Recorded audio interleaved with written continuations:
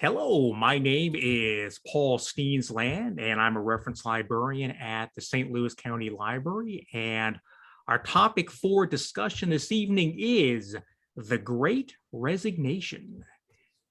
I will be your moderator and host for this evening, and we are lucky to have Mr. Frank Alaniz and Mr. Kirk Garten joining us. Kirk is a cybersecurity leader who improves people, processes, and technology to deliver business value and results. He is experienced in application management, process improvement, and strategy development. Kirk has led teams of over 30 people.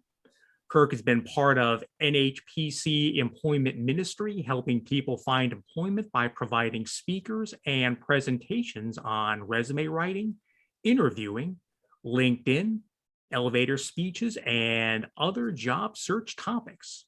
He has been on both sides of the job search equation and interview table.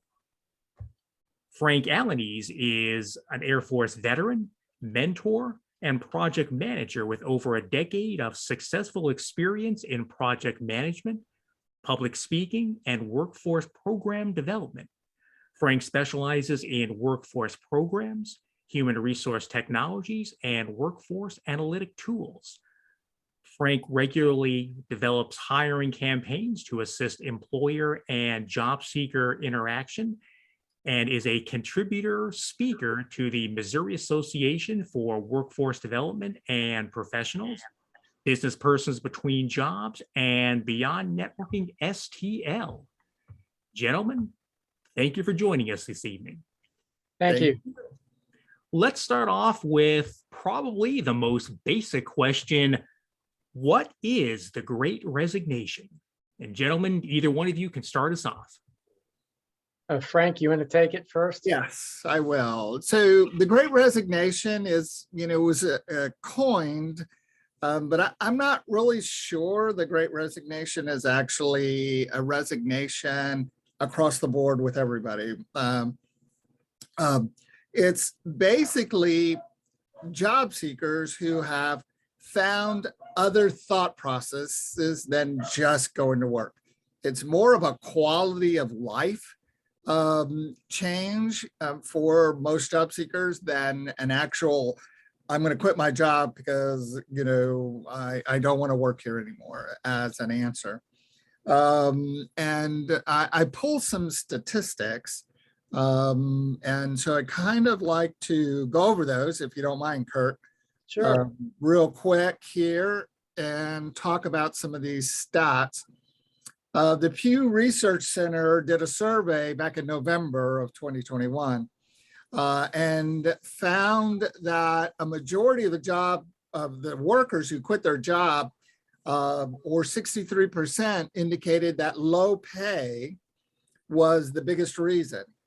No opportunities for advancement, another 63%, and feeling disrespected at work, or 57%, and was the reason they quit. And I think those are telling that quality of life is more important today because of COVID. A lot of people, their bosses said, we're closing down, we don't know what to do next, because so many companies were not prepared for remote workers. And I know Kurt has worked remote. I've worked remote in the past. Paul has worked remote in the past. But it was really, really different, in COVID time. Oh, actually, I guess we're still in COVID. So I really think that it's a quality of life issue. Now, I can give you the technical, reason that the BLM, Bureau of Labor Statistics, BLS, will give you, but I truly believe it's a quality of life issue.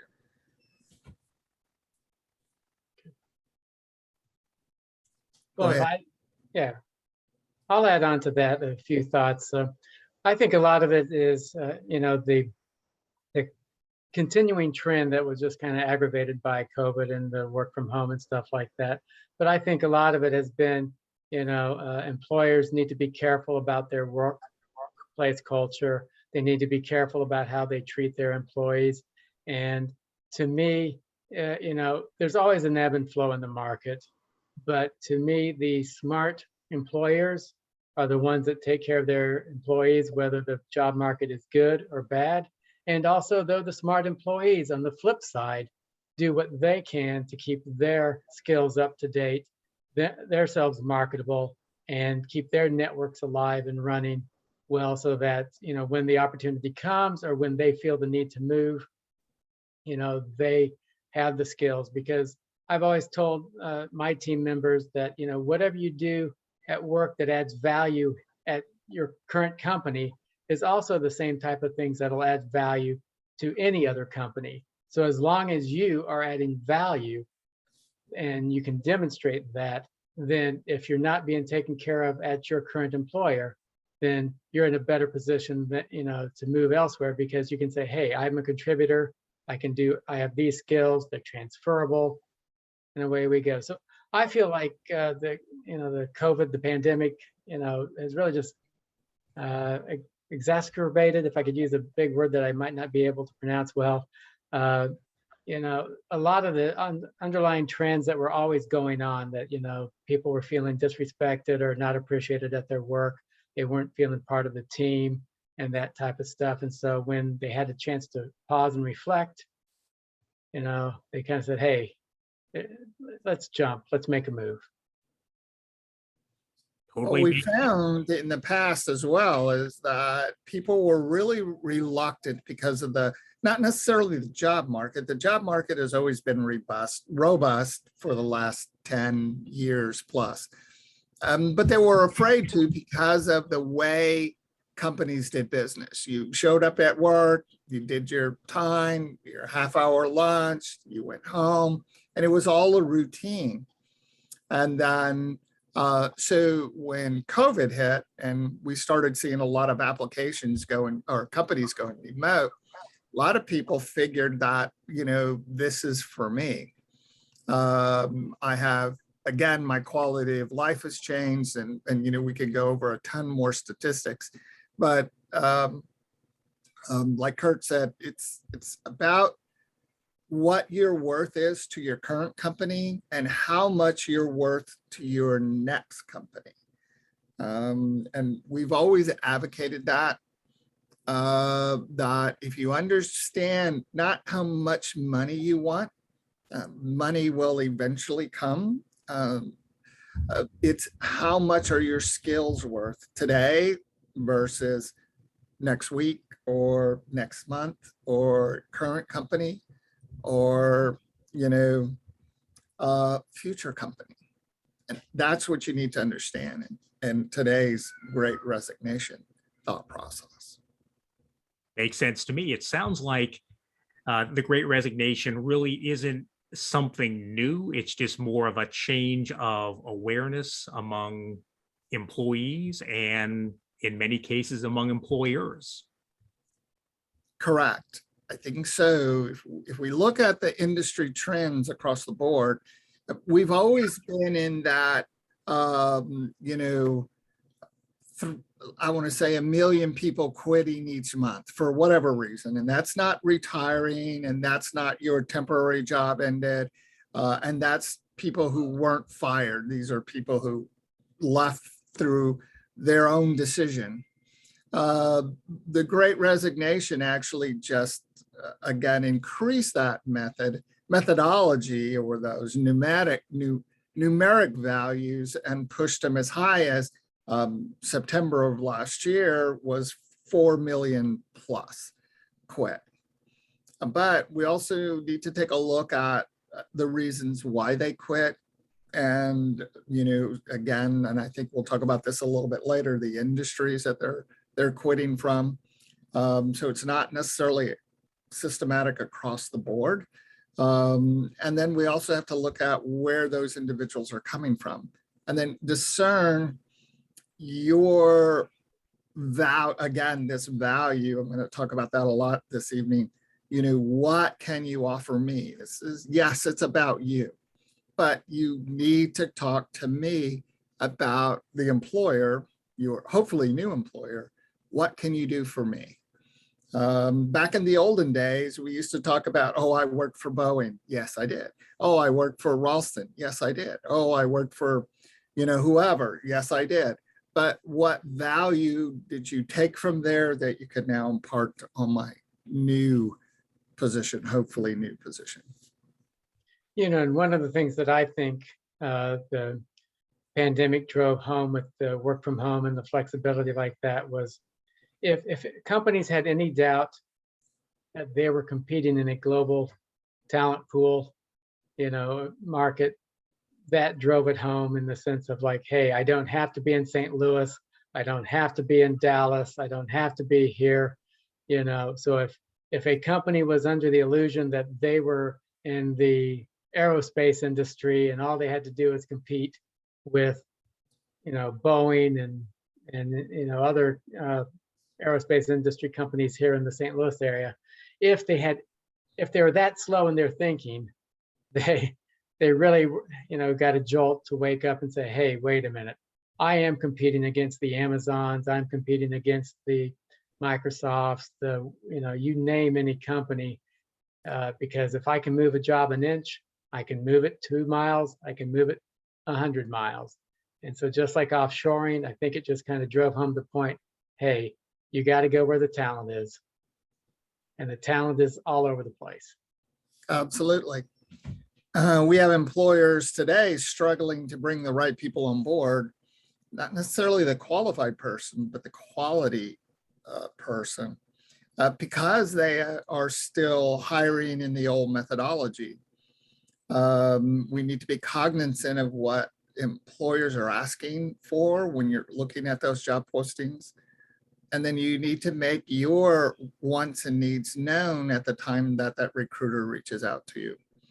I had an employer recently indicated that this job is 100% remote, but you have to live in this, I don't think it was Tampa, Florida, but it was somewhere in Florida. You had to live in that city, even though it was 100% remote. And then I had another employer said, again, it's 100% remote with an occasional coming into the office, which actually turned out to be 85% of the time in the office and 15% remote. So you need to understand, what employers are offering and make sure that it meets your quality of life as well as the employer's need to hire you. Sounds like good advice all around. I noticed a few people have joined us after we had begun. So just want to let everyone know that we are recording this program this evening. So if that's an issue for you, this is probably not the best time to join us. Also want to let everyone know that if you have any questions for our panel, please insert them into the chat and we will get to them as we can throughout the evening. So both of you talked about certain industries that you had seen trends with. Are there any industries in particular that are being hit by the Great Resignation, or is it more is it more of a trend that's affecting all industries? Well, I think it's affecting all industries across the board, but some industries a lot more than others. Hospitality and leisure, it's affecting the most based on, I'm going to give you some statistics here, but keep in mind, I'm getting this from the Bureau of Labor Statistics, which is typically old. So I'm giving you data from September through October of last year. So the new stats probably won't come out until the end of April. Actually, they'll be due out in the end of April, but by the time they release it, it's going to be like mid to late May. But hospitality and leisure was the number one concern, or most effective. And you can see that because, we have companies that, said we will never pay $15 an hour for our labor force, are offering 15, 16. I had, one fast food company that's paying if you have experience, $18 an hour.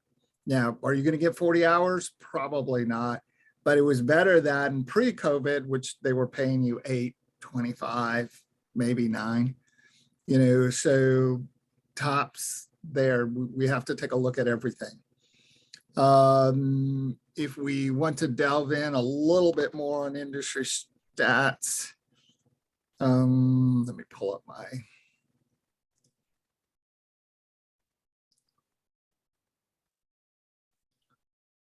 stat finder here. Transportation utilities is about 3%. And this is as, again, September 2021. Education and health services, 2.8%.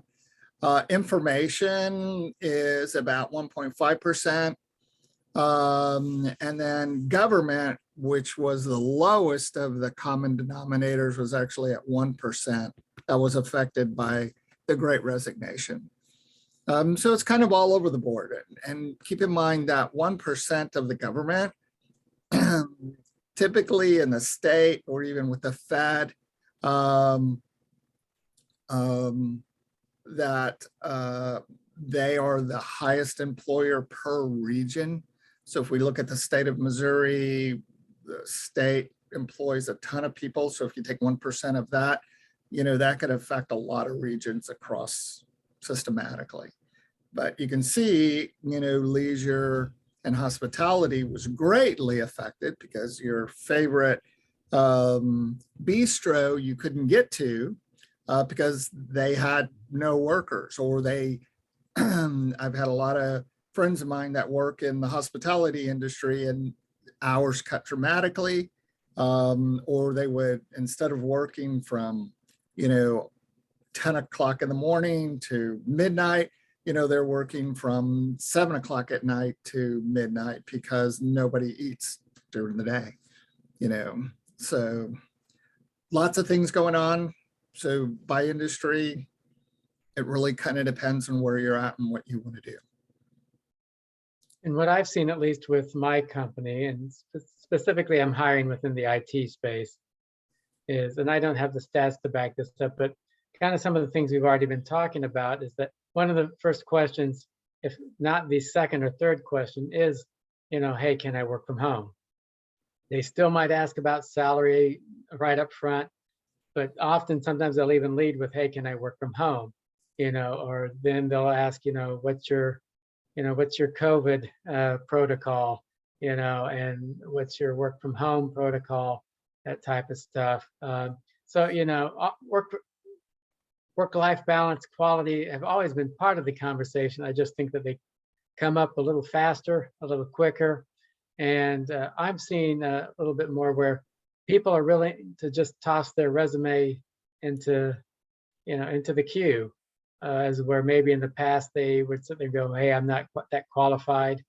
But the thing, as I was doing a little bit of preparation for this, the thing that I always keep coming back to, whether it's a hiring market or whether it's a buyer's market or seller's market, what we've always talked about in a variety of employment work, job search sessions like this and others, is the easier you make it for the hiring manager or the recruiter to say, yes, this person's got what I'm looking for, the better. And I don't care whether that's the Great Resignation. I don't care whether it's the boom of the 1990s or 2000s or the bust of 2009. The easier you can make it for that person to look at your resume and say, hey, this person fits what I'm looking for.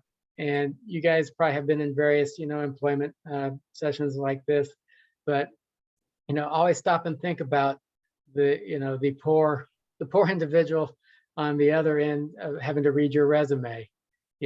Before I even get a resume, the recruiters looked at it. Okay, well, if the recruiter isn't IT savvy, and I'm not saying they are, I'm not saying they aren't, but that's one filter that you've got to get through. Then I've got to look at it, then if you make me work, I like to think I'm a little bit more patient and I'll go through the resume a little bit more. But if I've got to work pretty hard to get through the resume to see if that person's there, then, your chances just start dwindling. Though on the other hand, though, at times when we're struggling to try to find a qualified candidate, I am looking at a lot of resumes. I am looking through, page 1 and page 2 and trying to do that. And if I see enough in there, I'm willing to take a flyer. But you've got to give me something to sit there and say, hey, I see 2 out of the 4 skill sets that I must have, and it looks like I've got some other things. But if I don't see anything in there, we're not talking. And so that's the key thing that I've remembered when I've been on not saying I do it well, but the thing I remember is, make it easier for that person to say yes to you, or hey, next to the next step. And you've got to, do everything you can with your resume, with your cover letters, whatever you do, and your networking to get that message across. Because, whether it's a buyer's or seller's market, the easier you make it, the better your chances are. Absolutely. As a recruiter, my whole mantra was give me a reason to say no, and I will. It talks exactly, or speaks exactly to what you were talking about. If I can't find it, I'm, now just like you, occasionally you just got to dig. But 90% of the time, 95% of the time, I usually take a resume in less than a minute. Most of my high-end recruiters are looking at resumes in the 6 to 15 second range. They already found you. So you either made it through an application and were ranked in the top, let's say 25. But again, like Kirk said, I've got to be able to read this document. When you're reading 10, 15, 20 resumes a day, or in my case, an hour, give me a reason to say no, and I will. And so today's resume is, I don't want to say vastly different than yesterday's resume, but it is in a lot of cases. We've had a lot of people who want to change jobs or industries. And so they're looking at recreating themselves. But when we look at their resume, it says you were a plumber because you were a plumber for 25 years. Mm-hmm. And now you took a course on cybersecurity and you want to be a cybersecurity specialist. And the only thing I see is an education course on cyber. And that doesn't tell me anything. So again, resumes are a wee bit, I don't want to say a lot different, but I'm going to say they are different than they were pre-COVID. And so get your point across, tell me what you can do for my organization, and then let's have a conversation from there. And we're finding better luck really kind of searching on our own on LinkedIn. So what does that tell you? Mm-hmm. It tells you, get your LinkedIn profile up to date, make it active, make sure you're high in all the search engines, because we've had situations, and we've got a great recruiting group, but there's times when I'll get 5 or so candidates, from them. And then I turn it around to, I'll have to admit, I work with a person who's paid for his own license in LinkedIn, and he's got an audit background, a consulting background. And all of a sudden he starts doing some searches, some things pop up, and guess what? I get 2 to 3 better candidates than the 5 that I got from my recruiting. So one is, post and do a little bit of searching. The other method is literally in-depth searching, keyword searching, looking at this, and then also using that person's network to tap into the candidate's network, and away you go. Because I've started posting a lot of my things always on LinkedIn, and then I try to find forums that are specific to the industry I'm looking for, because I know my network can only get so far. And if I can find those job forums, those industry forums, that somebody says, hey, this is Plumbers R Us, and I'm looking for a plumber. Well, I try to get myself to be a member of the Plumbers R Us group in LinkedIn, or find somebody I know who's a plumber on Plumbers R Us, and say, hey, get me in there, help me post my job, and away we go. Yeah. And so, again, Frank can say things have changed, and I agree with him, but I still keep coming back to there's some basic principles. Absolutely. The easier you make it for somebody to find you by keywords and telling them what you want, whether it's LinkedIn, your resume, that type of thing, the more you network, the better. Again, everybody, has their strengths and their weaknesses. And then, also play to your strengths and minimize your weaknesses. Yep. So. Good advice, gentlemen. Thank you. Yeah, I agree with you 100%. The changes that I'm talking about is exactly what you just said. The words that that employer used, I'm sorry, Paul, but number two is make it readable. And I've seen, and you've seen hundreds of resumes where you look at 2-3 pages and you go, I'm not going to read this. Yeah. And so if we present our skills up front, I think, and make it readable, then that makes it easier for the recruiter or the team lead or the hiring manager, whoever it is that it has to go through. Yeah. Yep. There was a smart man named Frank Alaniz that once went like this. This is your resume. I don't care who you are. I don't care where you've worked. I care about what you can do for me. If I see that, then I go, oh, where'd they do that? Oh, okay. Hey, it makes sense to me. It applies to my world. Okay. Hey, I like this candidate. Okay. Who are they and where are they and how can I contact them? Yep. So sorry, Frank, I steal that a lot of times when. That's absolutely perfect. I couldn't have said it better. Awesome. So let's take some audience questions. The first one from Frank Groupie. So obviously Frank has some fans in the audience here. My humble opinion is that healthcare has taken a big hit. And if you'd like to expand on that, Frank Groupie, please chime in. Yeah, Frank Groupie. I was just commenting that Frank was talking about the various industries and healthcare. It is really rough.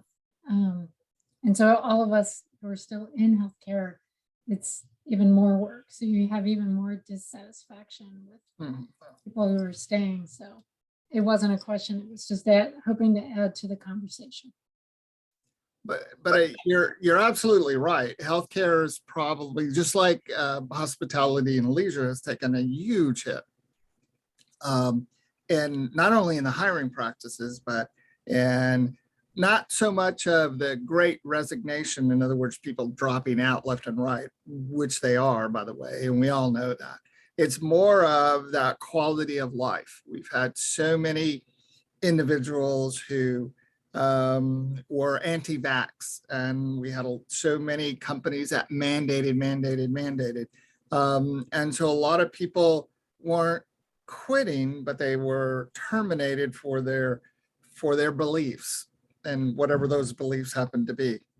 And then the healthcare industry, as you indicated, was overwhelmed to the point of, complete immersion of people coming in and, just trying to get tested, or if they had COVID, then, do we need to make room for them, or, whatever it happens to be. So I agree with you 100% on that. But it's also a vicious circle because, or not a circle, a cycle, because taking an individual through the process to become even an LPN is a very lengthy time frame, versus we can take a high school individual with a lot of great background and make them a cybersecurity apprentice in less than a year. So how do we, look at those opportunities? And plus, a lot of employers, a lot of hospitals and healthcare industry closed ranks really quick. And so they're doing the same thing that Kirk's doing. They are sourcing for talent versus posting for talent. The average post that you see on Indeed, my favorite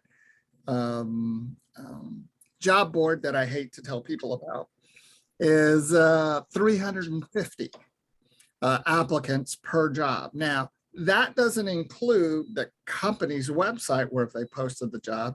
It doesn't include LinkedIn that says, oh, you're one of the top 10 seekers, go ahead and apply for this. And only 3 people have applied for this job. And that doesn't include all that nonsense either. So typically 350, but if you're like Kurt or you're like me who source for people, I'd rather be in that top 5 list that Kurt just talked about, or my top 5 list that I found you based on those quality, your LinkedIn having a quality profile. You're telling me what you bring to the table. Now you're one of 5 versus one of 350 plus. Do the math. You know, where are you going to end up? And it's all about understanding the job process. You know, back to the Great Resignation and COVID, you know, one of the things I think, you know, this might sound like a duh, but all of a sudden, if you were required to work in the office 5 days a week or X number of days a week, all of a sudden, at least for a month or 2, you were working from home, or maybe 2 weeks. And all of a sudden that opened up your eyes to like, hey, you know, why can't I do this 100%, or why can't I do it 50%? And, you know, and I also know there's some discussion from some of my network. It's like, well, wait a minute, I'm not allowed to, but you are? Oh, well, wait a minute.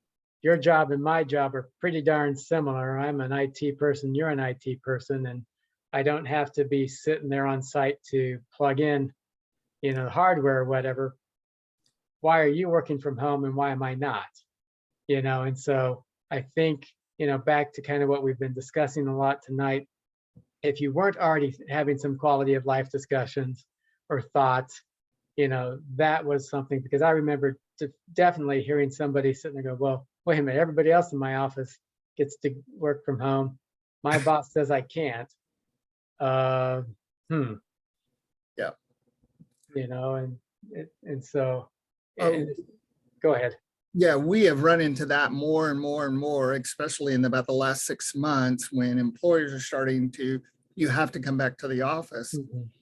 One employer indicated that they were going to return to the office that I know of here in St. Louis. So he reached out to everybody and said, okay, on such and such day, we're going to all return to the office. And about 3/4 of his staff put in their 2 weeks notice. Wow. Right then. And so the employer had to rethink, well, you know, why are you quitting? Don't you want to work for us? You know, you've been working for us for 5 years and, you know, blah, blah, blah, blah, yada, yada, yada. And a lot of the people were looking for, so what are your COVID protocols? I think we talked about this earlier. You know, why can't I work from home? I can do 99% of my job here. And we still have a lot of employers that are, I don't want to say old school, but more of the micromanagement type employer. No, you will come into the office every day at 9 and you'll leave every day at 5, and you know, all of these kinds of things without understanding that people have a choice now. And they've actually had a choice, but they're exercising that choice more and more. One of the employers actually during COVID had to relocate to take care of his family. And now he's out of state, and the employer goes, well, if you can't be here, you know, then you need to start looking for another job. And he said, okay, I quit. And the employer goes, no, you can't quit because you have to finish your project. And the guy flipped off Zoom. What are you going to do? And he said, I'll mail you all your stuff back tomorrow. You know, and so again, I think we have a lot of employers that want to accommodate. My son-in-law works for Ameren, and they said, yes, you're coming back to work probably in 2023, maybe 2024. Let's figure this all out first, you know, because, you know, he's in IT and that worked for him. Or for his position. But another member of his team, just like Kirk said, they were saying, you've got to come in the office. And no, I don't. I can find other opportunities. Yeah, some of our just office, chatter stuff between some of my coworkers and I, we feel like, the pandemic has probably pushed work from home. And, we were all tossing out whether it was 5 years ahead than it would have been by now or 10 years ahead, whatever the number, it has definitely been a significant push. And, Paul, one of the kind of things that you had for some questions as thought starters and stuff like that is, and it's one of the reasons why I keep going back to, some of what I consider to be some good principles to always live by is, in good times and bad times, the employee has to be showing value and making themselves marketable. But on the flip side, in good times and bad times, a good employer should also be doing the right things to making sure that they are inclusive, making sure that they, have the flexibility to get work-life balance. Because, even before the pandemic, if you've got a single parent, who's got to take care of the kids, you've just lost possibly a good candidate because you had a 9-to-5 job and all you needed to do was maybe let them work 7 to 4, or maybe, hey, give them 3 days off, not off, but 3 days to work from home, because then a family member can pick up the other 2 days or anything like that, and so I think companies need to, companies are also a little late sometimes to the game and recognizing the trends. And they usually, just kind of like the Bureau of Labor Statistics, they're looking at data from like last quarter and going, hey, wait a minute, we had a few more people walk out the door. Well, what's going on? Mhm. And so, the smart ones are at least looking at the data, even if it's old. Yep. And the smarter ones are trying to stay on top of it before it gets to be an issue. But as individuals, we've got to just do what we can to make sure that we increase our value at the company. To repeat my one point, I always told my people, I said, give me as much ammo as I can, that I can go get you the biggest raise that I can. And that, and on the flip side, on the negative side, that I can argue to keep you. If there's layoffs, somebody's being told to make a list. Yep. And you want to be making sure that you're on the right side of that list. And so, hey, give me as much ammo as you can so that I can go fight for you. And, but also hold me accountable to make sure that I am, communicating to you, sharing your development needs, sharing the good news, promoting you where I can, making it as cooperative and collaborative as a team environment as I can. So, that's why I just keep coming back to some things, because at the end of the day, I don't think we're ever going to get back to, and I don't think it ever really was, where there's, 20, 40 years at one company. I used to think that my grandparents, my grandpa and granddad had that, but I look back at my granddad, he moved from one place to another, to another, to another. It was all with the same company for the most part. He did switch companies here and there, but if you looked at it and you listen to the family stories, it was, well, this was when they were going through doing some layoffs.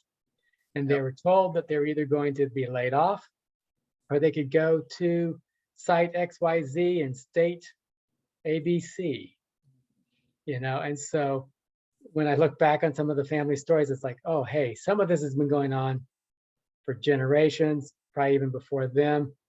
And I like to tell people that, hey, globalization started long before the 1990s. It started when somebody started going across from, the Mediterranean or Marco Polo or Columbus, somebody trying to find a trade route. Yeah, we've got about 15 minutes left, so I'd like to talk about some of the questions that we're getting indeed from our audience here. Sergio says, prior to COVID, when asked, workers polled stated that 80% plus said they hated what they do on the job. This was an opportunity to make them take a break and ponder their future. Have you seen the same thing with folks that you've worked with? Yes, I have. And there's always individuals who hate their job but won't leave it because of the pay and benefits and all of that, but and what we found, it's really not the job they hate, it's their boss that they hate. One of the top 5 reasons, or I think it's number 5 or number 6 reasons for the Great Resignation is, I hate my boss. They have a boss that is not forward thinking, or they have a boss that is too micromanage, type boss. It was related to me the other day with an individual who said their boss wanted them to work during their lunchtime and pack or do whatever they were going to do. So after they got done doing whatever the boss wanted, the individual went and grabbed some lunch and took it to her desk so she could eat. And the boss came over to her and says, you need to throw all that away. You are not allowed to eat lunch at your desk, and you only can eat lunch during your designated lunch hour. And so, the next time the boss came to her, she said, this is my designated lunch hour. I'm going to eat. And she pulled out a pack of gum and opened up a piece of gum, and that's what she had for lunch. And the boss goes, no, we really got to get this done. And she goes, this is my designated lunch hour. You told us we were not allowed to eat at our desk outside our designated lunch hour. This is my dedicated lunch hour. So, and again, I think it's not the job per se, a majority of the time, and I think it was 84% of the time, it was the management. Whether it was top down or just one person above them, or who it's somewhere along this chain, they felt the need to move on.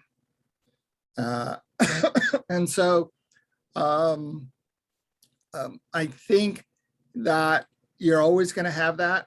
I loved my old job, and I would tell my boss, as long as I'm having fun, I'll stay. The day you make me work, I'm going to go get a real job, and so you just have to, kind of roll with the punches. But Sergio, you're absolutely right. But I think that a lot of those individuals who believe that lost not a significant, but have lost enough staff over this COVID period to either upper level management or somebody in the chain of command is starting to look a little bit more at how things and how people are managed, not necessarily things, but how people are managed. We live in an ecosystem sets us up to be scared and frightened and on alert at all times. And when our brain goes on alert, when we get scared, it actually trades accuracy. Hey, Maybell, I think you are not on mute. For the easy. Oh, sorry. Yeah, I thought that was a question for a moment there, but Yes. That is okay. Yeah, Robert has a question. Increases in automation in the workplace have been discussed prior to 2020. In research with economists such as Daniel Susskind, other than switches to remote work, have you seen an increase in automation, and in what ways? Yes and no. I mean, there's only so many things that you can, you can bring a robot in to do, or change the direction of how your employers. We're still in that infancy of AI. I was at Arby's and they had a little robot make my Arby's sandwich. And it was still as bad as when a human made it. So I don't know if it helped or not.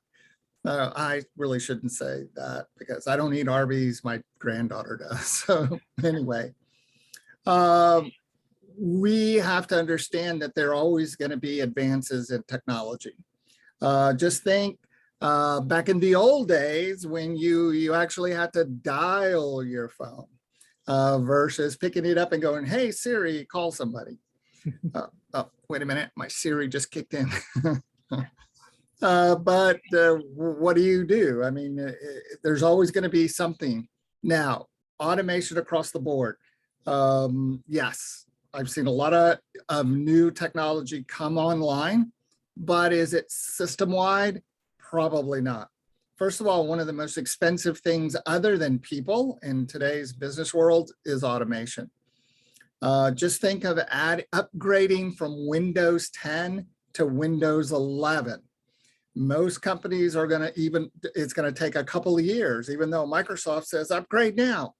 The company has to go through and make sure everything is compatible with every other system they have. You think it would be really simple to do something like that, but I can tell you right now, it isn't. So while we're seeing this, and yes, we have a lot of smart people saying automation is going to come and it's going to take over the world. And I think eventually in the near, 29, type thing, we might see a lot of new automation coming, but right now it's on the horizon. You can take a look at Tesla. They've got the most wonderful electric car. The problem is you cannot get from St. Louis to California using an electric car because there's not enough infrastructure. And the infrastructure that is there is being powered by diesel generators. Don't tell anybody I told you that. So what you need to do is yes, we need to be cognizant. But my question is it going to affect your industry, and are you ready for it? And if you're not ready, shouldn't you be preparing? Frank, that's kind of something that I was just thinking about. Look at your position, look at what's going on in the position. A lot of the things I see, aren't the big bang innovations. They're more along the lines of, hey, how can I streamline that service desk request? How can I streamline this or that?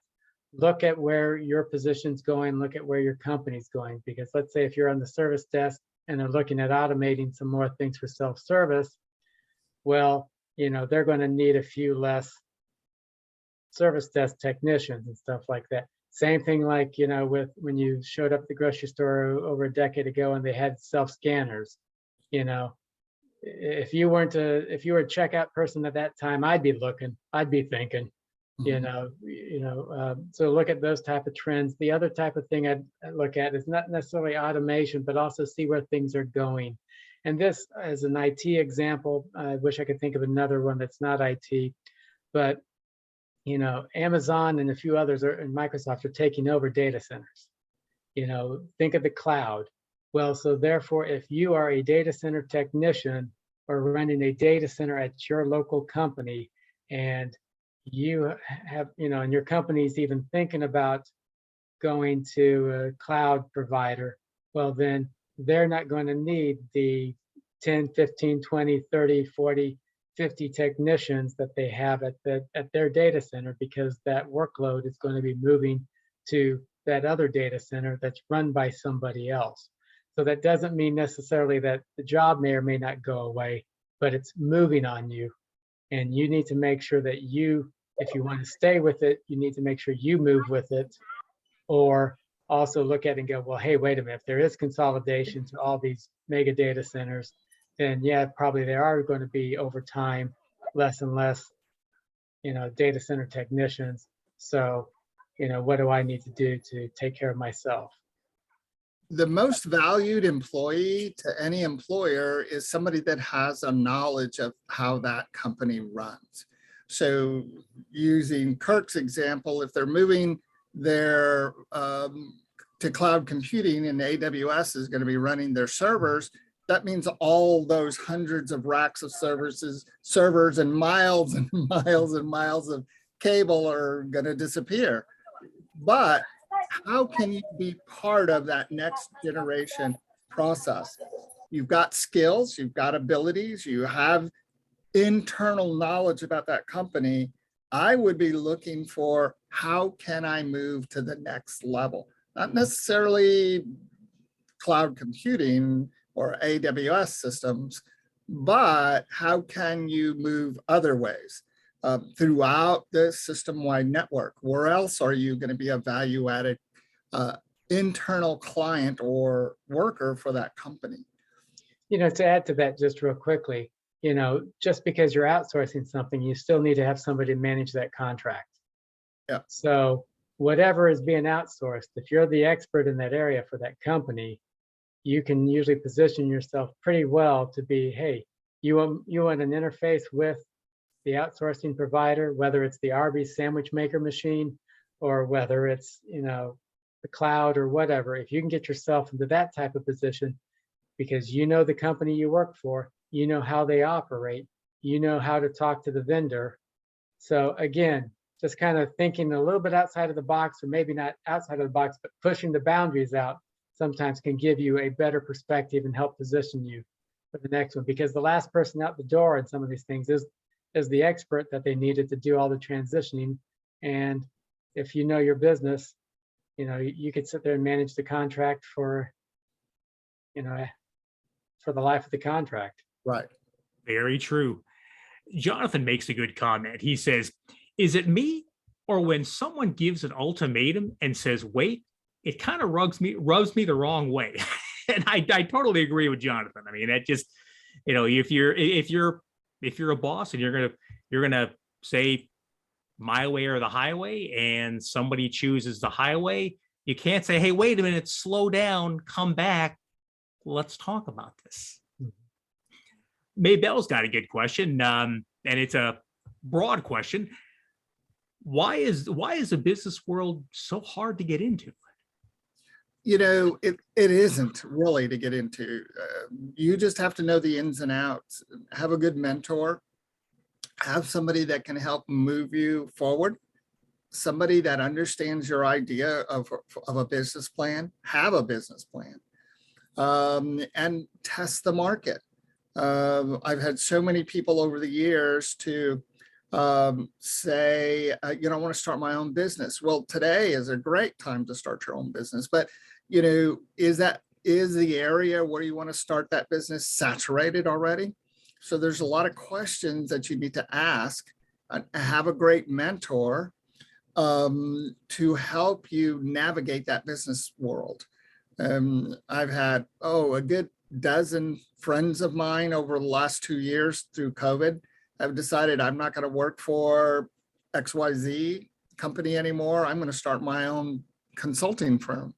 I did it and, was really successful until I figured out I don't like to work for me. So I quit, and the manager would, come on, you got to do it now. But that's what, there's a lot of questions you have to ask. And when I started my consulting business, I literally did tons of research. I used the library system to understand flows and trends. And I did BLS research to understand, are we saturated, or maybe I'm a niche person looking for a niche opportunity. But it's easy to start your own business. It's just hard to do all of the research and gather up all the information you need to be successful. And I would just say, know your value prop. If you can't state your value prop, I mean, everything Frank said is spot on. But to boil it down to one sentence, what's your value prop? If you're starting your business, what's your value prop? Frank's heard me say this story, but even as far as my job search goes, my dad's trying to help me with my job search. If my dad doesn't have a 1 or 2 liner to sit there and say, hey, here's what my son does when he's talking to some friends at coffee, well, then I haven't done a good job of my value prop, So I always use the phrase, you got to give them a handle so that they can grab something on.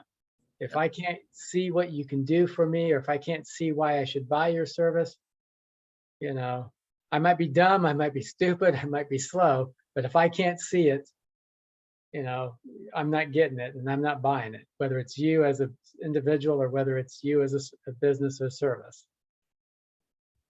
Absolutely.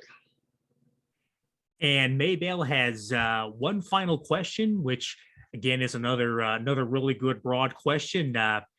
She's looking for help with interviews. Well, Maybell, just speaking from a library perspective, we have virtual programs dedicated to interviewing. We have a program also called Book a Librarian, where you can give us a call and set up a time to sit down with one of us, and I'm sure Frank and Kirk may have some advice for you as well. So the question I have, is this interviewing for a business that you're thinking about starting a consulting and how to market that? Or is this an interviewing for a job search? Maybell, if you can answer that, I'd appreciate it.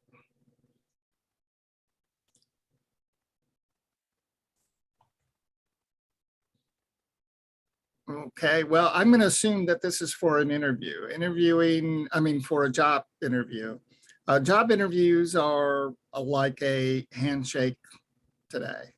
Know your worth, not how much you want, but what skills you bring to the table. Start a conversation and have a conversation. Listen to every word that the interviewer or panel of interviewers are saying and asking.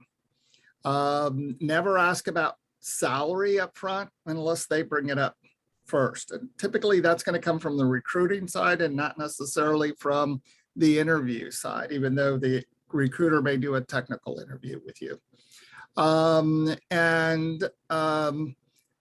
Always be positive and always 100% of the time, know what you're talking about. Your resume speaks volumes. Chances are it's been skimmed, not necessarily read. When I go through an interview process, I have my resume right there in front of me. And if they ask a question, I can flip that little puppy out and say, let me show you how I did this at my last company and how it applies to your organization. It works, but you have to be very confident in your interview. Turn your cell phone off. Don't put it on stun, don't put it on vibrate, turn it off. You don't need it for that 45 minutes or so that we're having a conversation. I can't tell you how many times somebody's phone rang in the middle of my interview and somebody didn't get a job. Now, if you do have to have that phone on for personal reasons, maybe you have a loved one who needs to reach you, then let the interviewer know. Turn that on vibrate, put it down on the table in front of you. So if it does, you can flip it over, dismiss it. If you need to, flip it back over and continue the conversation. And that's kind of my best feed in a nutshell. And to that, I'd add just real quickly, have a question to where you understand what the key criteria are that they're looking for.